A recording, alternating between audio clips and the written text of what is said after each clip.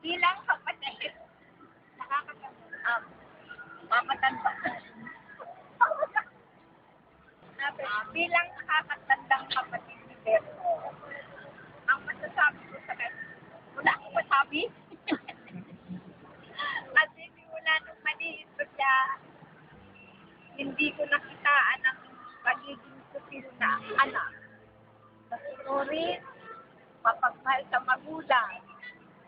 Nung maliliit na kami, bilang bata, matakas siya para maligo sa dagat.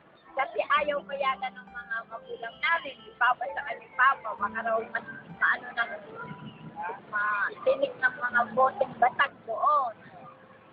Ito naman, napalo siya, hindi dahil sa supid siya, kundi tumulong lang siya doon sa classmate niya, nasunugan.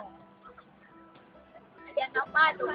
Nung maliliit pa kami, napakamarinunod kami noon, naghahatid kami kay Papa ng kape, saka yung pagkain niya.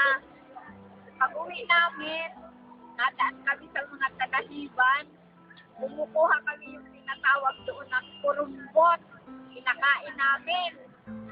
Kung minsan naman, naguhuli kami ng maliliit na ibon, ang tawag namin doon susiw. Iniihaw namin yun.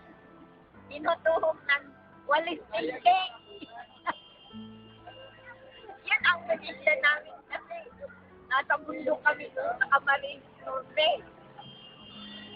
Tapos yun, pag pinapatulog kami ng tanghali, kunyari matutulog, pero hindi kasi maghahanap, mag-alkal kami ng mga doon sa batuhan, naghahanap kami ng ginto.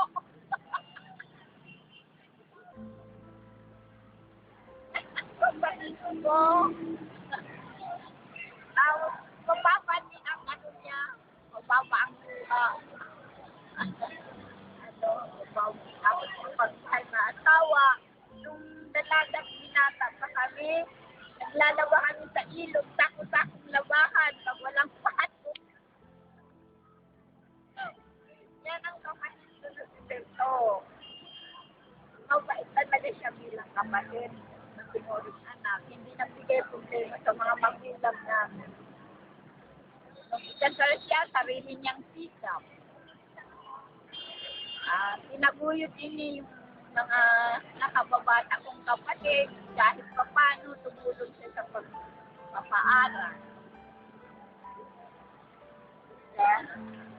Hanggang ngayon, ganyan pa rin siya.